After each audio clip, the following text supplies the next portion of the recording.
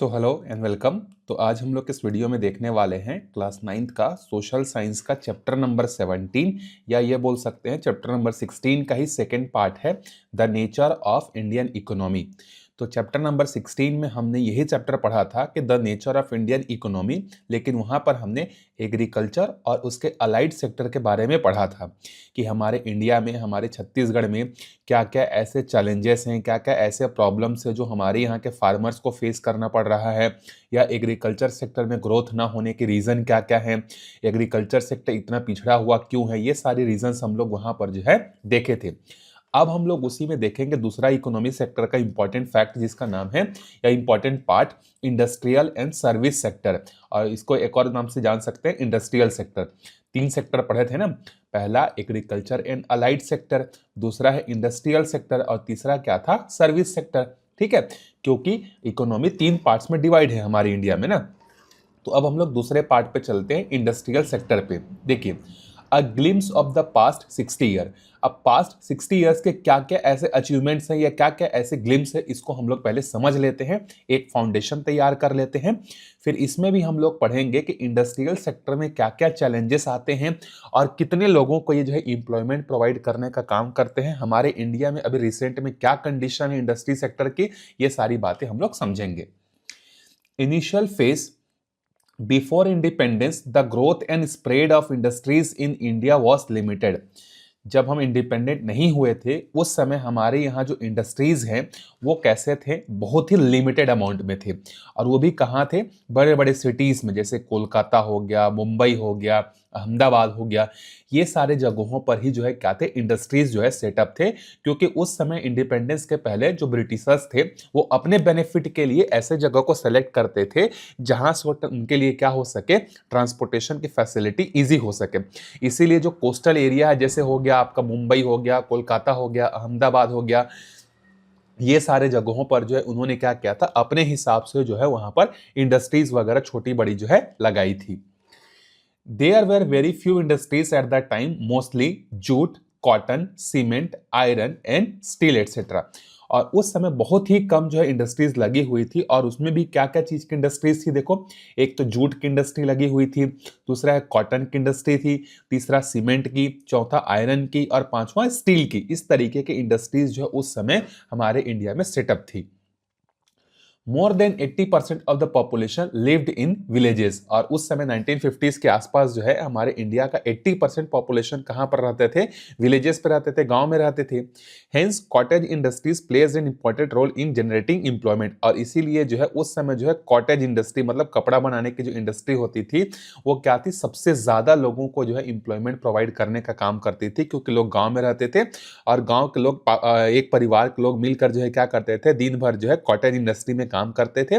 Cottage मतलब समझ सकते हो, कपड़ा वगैरह हो गया, या आप मटका वगैरह बोल सकते हो कि मिट्टी के बर्तन वगैरह जो है बनाए जाते हैं।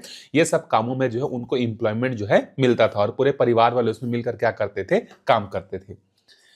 A large number of people were employed in these small enterprises, और इसी कॉटेज इंडस्ट्री में जो है इनको क्या मिलता था, पूरे परिवार के लोगों को जो है एक तरीके से एम्प्लॉयमेंट जो है मिलता था। जो भी पैसा कमाते थे, यही मटकी वगैरह, दिया वगैरह बना के, मिट्टी के सामान वगैरह बनाकर, कपड़े बनाकर जो है क्या करते थे, अपना लाइवलीहुड जो है चलाते थे। The bar graph shows that the contribution to GDP of the industrial sector from 17% in the 1950 to 51 to 28% in 2009-10। अब अगर आप इस ग्राफ को देखेंगे तो देखिए 1950 और 51 के समय में जो है, उस समय जो इंडस्ट्री सेक्टर है, ठीक है, और वो जो इंडस्ट्री सेक्टर है वो हमारे इंडिया के जीडीपी में कितना परसेंट का कंट्रीब्यूशन करता था, 17% का। मतलब उस समय हमारे इंडियन गवर्नमेंट अगर 100 रुपए कमाती थी तो उसमें से 17 रुपए कहां से आता था, इंडस्ट्री सेक्टर से जो है आता था।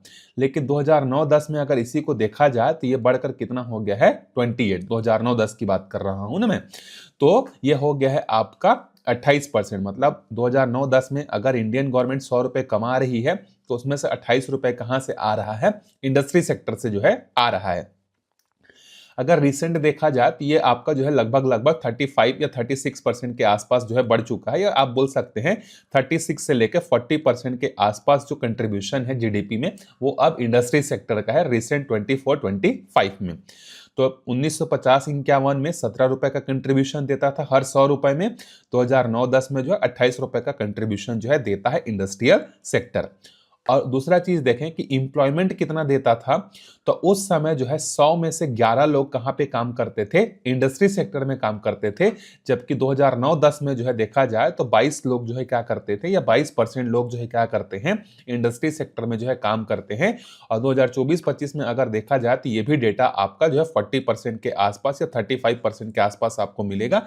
लगभग 30 से लेकर 40% के आसपास जो लोग हैं इंडस्ट्री सेक्टर में जो है क्या करते हैं, काम करते हैं।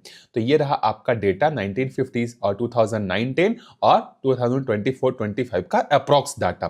तो पहले जो है जीडीपी में 17% का कंट्रीब्यूशन था, 2009-10 में 28% का, अभी रिसेंट में लगभग 35 से 40% का कंट्रीब्यूशन है।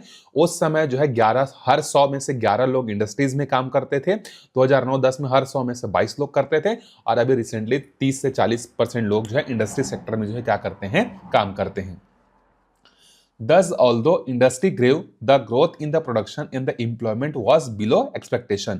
तो इस डाटा को देखकर हमें लग तो रहा है कि हमने क्या किया है, प्रोग्रेस तो किया है, 17 से 28 पहुंच गए, 11 से 22 पहुंच गए, लेकिन इसको क्रॉस करने में हमें 7 साल लग गए। लेकिन हमारे एक्सपेक्टेशन के हिसाब से जो है हम लोग इंडस्ट्री सेक्टर में जो है ग्रोथ नहीं कर पाए। After independence the government took many step to promote industrial development. अब देखो, जब इंडिपेंडेंट हुए हमें, तो हमें पता चला कि यार हम लोग तो सिर्फ एग्रीकल्चर सेक्टर पर डिपेंडेंट रह के जो है अपना लाइवलीहुड नहीं चला सकते, या हमारे इंडिया के जितने भी लोग हैं सबके सब एग्रीकल्चर सेक्टर में ही डिपेंडेंट होकर तो लाइवलीहुड नहीं चल सकती। तो उसके बाद इंडिपेंडेंट होने के बाद जो हमारी गवर्नमेंट है, उस गवर्नमेंट ने क्या किया, इंडस्ट्रियल सेक्टर पर जो है फोकस करना ध्यान दिया, ठीक है, और इंडस्ट्रीज को क्या किया, उन्होंने प्रमोट किया। The primary objective was to achieve self-reliance by the producing a range of goods to fulfill the country's need। और उस समय हमारा जो प्राइमरी ऑब्जेक्टिव ये था कि हम लोग क्या हो जाए, सेल्फ रिलायंस हो जाए, मतलब खुद पर डिपेंडेंट हो जाए, किसी दूसरे कंट्रीज पर या दूसरे लोगों पर डिपेंडेंट ना हो, और रेंज ऑफ गुड्स को प्रोड्यूस कर सके, मतलब बहुत सारे गुड्स का जो है प्रोडक्शन हम लोग कर सकें, ताकि हमारे कंट्री के डिमांड को क्या किया जा सके, फुलफिल किया जा सके। इसीलिए जो है हम लोग पढ़ते हैं कि जब हमारा इंडिया इंडिपेंडेंट हुआ तो उस समय 1951 में जो है उस समय जो है 5 ईयर प्लान स्टार्ट किया गया था, ठीक है। तो जो अभी तक हमारे इंडिया में जो है 12 5 ईयर प्लान जो है आ चुके हैं। आखिरी 5 ईयर जो प्लान है वो था आपका 2012 से लेकर 2017 तक। 5 ईयर प्लान मतलब गवर्नमेंट जो है 5-5 साल का टारगेट बनाकर किसी सेक्टर को फोकस करती थी। तो 12 5 ईयर प्लान आ चुके हैं। तो उसमें से जो सेकेंड 5 ईयर प्लान था ना, सेकेंड 5 ईयर प्लान जो था उसी में जो है क्या किया गया था, सबसे ज्यादा फोकस किया गया था किस पर, इंडस्ट्रीज पर। और सेकेंड 5 ईयर प्लान का जो टेन्योर था ये 1956 से लेकर 1961 के बीच में था। और इसी बीच में जो है हमारे इंडिया में बहुत बड़े बड़े फैक्ट्रीज जो है क्या हुए हैं, स्टैब्लिश हुए हैं। हमारे छत्तीसगढ़ में जो बीएसपी है, भिलाई स्टील प्लांट, ये भी स्टैब्लिश हुआ था कब, 1956 में जो है स्टैब्लिश हुआ था सेकेंड 5 ईयर प्लान में। उसके बाद जो है क्या बोल सकते हैं, आपका राउरकेला में हुआ था, दुर्गापुर में हुआ था। तो उस समय जो है सेकेंड 5 ईयर प्लान ही जो है हमारा फोकस था गवर्नमेंट का कि इंडस्ट्रीज बड़े बड़े कैसे लगाए जाए। और उसी में हमारे छत्तीसगढ़ में बीएसपी भी स्टैब्लिश हुआ 1956 में। रशिया के हेल्प से, रशिया ने हमें क्या किया, इस बीएसपी प्लान को स्टैब्लिश करने में जो है हमारी मदद की। इसीलिए रशिया और इंडिया के फ्रेंडशिप के लिए जो है आप भिलाई अगर जाएंगे तो वहां पर आपको एक मैत्री गार्डन मिलेगा, ठीक है। मैत्री गार्डन मतलब इंडिया और रशिया के फ्रेंडशिप का जो है वो एक सिंबल है। तो सेकेंड 5 ईयर प्लान में जो है पूरे 5 साल तक गवर्नमेंट ने हमारे ध्यान दिया कि हम जो है हमारे इंडिया में जो है इंडस्ट्रीज सेक्टर को कैसे प्रमोट करें करके। अब देखिए, बीएसपी अगर स्टैब्लिश हुई है तो बीएसपी में कई हजार लोगों को जो एम्प्लॉयमेंट मिलता है कि नहीं मिलता है। और हमारे बीएसपी से बने हुए जो प्रोडक्ट होते हैं वो इंटरनेशनल लेवल पर यूज किए जाते हैं। तो ये सब जो है सेकेंड 5 ईयर प्लान में जो है क्या किया गया था, टारगेट जो है किया गया था। To encourage the growth of new industries, the government focused on the establishing core industries such as electricity, machinery, metal, minerals etcetera. और हमारे गवर्नमेंट ने जो है क्या कहते हैं, इंडिपेंडेंस के बाद जो है फैक्ट्रीज इस्टेब्लिश करने पे फोकस किया था, लेकिन फैक्ट्री ऐसा तो नहीं है कि चार दीवार उठा दिया, मशीन फिट कर दिए, फिर फैक्ट्री काम चालू हो गया। उसके लिए बहुत सारे और अदर इंडस्ट्रीज पे फोकस करना पड़ता है। जैसे मशीन चलेगा कैसे? इलेक्ट्रिसिटी से, तो हमें तो इलेक्ट्रिसिटी पहले इस्टेब्लिश करनी पड़ेगी ना। जैसे अगर आपको घर बनाना है तो घर बनाने के लिए जो है आपको पहले बेसिक रॉ मटेरियल चाहिए। आपको गिट्टी चाहिए, रेत चाहिए, सीमेंट चाहिए, सरिया चाहिए, उसके बाद तो आप घर बनाना शुरू करेंगे ना। तो उसी तरीके से एक फैक्ट्री को इस्टेब्लिश करने के लिए सिर्फ दीवार खड़ा करके छत लगाकर मशीन लगाना नहीं होता है। पहले आपको जमीन को तैयार करना पड़ेगा, वहां पर वाटर की फैसिलिटी देनी पड़ेगी, इलेक्ट्रिसिटी की फैसिलिटी देनी पड़ेगी, रॉ मटेरियल कहां पर है वो देखना पड़ेगा। तो ये सारे चीजों पर जो है गवर्नमेंट ने जो है फोकस करना शुरू किया, और धीरे धीरे जहां पर ये सारी चीजें मिलती गई वहां पर जो है इंडस्ट्रीज जो है सेटअप करते गया। Factories require the product of those core industries. New factories were set up at the rapid pace following the establishment of the core industries. Production and employment also grow with rapid industrialization. अब जब government ने ये सब चीज़ों पर ध्यान दिया तो इंडस्ट्रियलाइजेशन मतलब इंडस्ट्रीज का जो नंबर है हमारे इंडिया में क्या होने लगा, धीरे धीरे जो है बहुत तेजी से जो है बढ़ने लगा। और साथ ही साथ जब इंडस्ट्रीज बढ़ेगी तो लोगों को क्या मिलेगा? एम्प्लॉयमेंट भी जो है मिलेगा। तो फैक्ट्री सेटअप करने के लिए जो है कुछ चीज़ें देखी जाती हैं, जैसे वहाँ पर आसपास में वाटर की फैसिलिटी है कि नहीं है। फिर दूसरा चीज़ ये देखा जाता है कि वहाँ पर इलेक्ट्रिसिटी है कि नहीं है।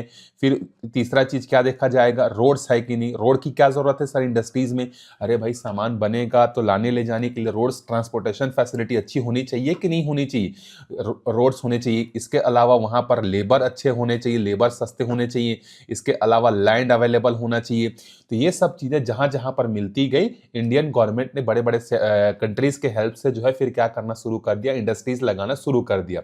तो हमारे छत्तीसगढ़ में इन सब के लिए जो फेवरेबल कंडीशन जो था वो कहाँ था? आपका भिलाई में था, क्योंकि भिलाई से जो है उनको जो है चरौदा डैम वहाँ से उनको पानी मिल जाता है। इलेक्ट्रिसिटी जो है आपको बड़े आराम से वहाँ से मिल जाएगा, क्योंकि आसपास में जो इलेक्ट्रिसिटी प्रोडक्शन करने के लिए जो है प्लांट स्टैब्लिश हुए थे। ठीक है, उसके बाद रोड्स अच्छे थे, क्योंकि वो कोलकाता और मुंबई नेशनल हाईवे में आता है, तो वहाँ पर दोनों तरफ ट्रांसपोर्टेशन के लिए फैसिलिटी अवेलेबल थी। उस समय भिलाई के आसपास लेबर की संख्या भी बहुत ज़्यादा थी, तो कम कम रेट में जो है लेबर भी मिल जाते थे। इसके अलावा ज़मीन भी मिल गई, इसीलिए जो है भिलाई को जो है चुना गया, क्योंकि वहाँ पर रॉ मटेरियल उसके आसपास ही था। ठीक है, रॉ, इसमें एक और चीज़ ऐड कर लीजिए, रॉ मटेरियल। तो रॉ मटेरियल ये सारी चीज़ें जहाँ पर होंगी वहाँ पर जो है स्टैब्लिश किया जाता है। तो रॉ मटेरियल उस समय जो है भिलाई के लिए जो है कहाँ से आता था?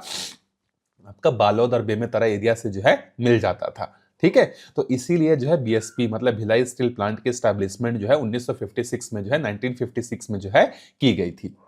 चलिए आगे बढ़ते हैं।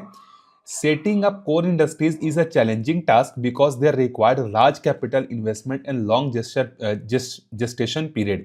अब देखो, अगर आपको कोर सेक्टर इंडस्ट्रीज स्टैब्लिश करनी है, कोर सेक्टर मतलब आपको इलेक्ट्रिसिटी लाना है, इसके अलावा जो है रॉ मटेरियल स्टैब्लिश करना है, या कोई भी कोर सेक्टर इंडस्ट्रीज जो किसी भी इंडस्ट्रीज को सपोर्ट करने के लिए ज़रूरत पड़ती है, उसको उसको स्टार्ट करने के लिए बहुत ज़्यादा पहले तो आपको कैपिटल इन्वेस्टमेंट करना पड़ेगा और बहुत लंबा समय लगता है। जैसे for example, it takes 5 to 10 years to set up a power plant to generate electricity. अब किसी भी फैक्ट्रीज के लिए कहा जाए तो सबसे इंपॉर्टेंट क्या है? इलेक्ट्रिसिटी क्योंकि सारी मशीनें हमारी इलेक्ट्रिसिटी से ही तो रन होती है। तो अगर हमें कोई फैक्ट्री स्टैब्लिश करना है, उससे पहले वहां पर हमें इलेक्ट्रिसिटी की फैसिलिटी तो लानी पड़ेगी। और ऐसा तो नहीं कि 1 महीने या 2 महीने में इलेक्ट्रिसिटी का प्लांट हम लोग वहां पर स्टैब्लिश कर लेंगे। तो पहले तो इलेक्ट्रिसिटी को स्टैब्लिश करने के लिए 5 से 10 साल लग जाता है, क्योंकि प्लांट बनाना ईजी नहीं होता है।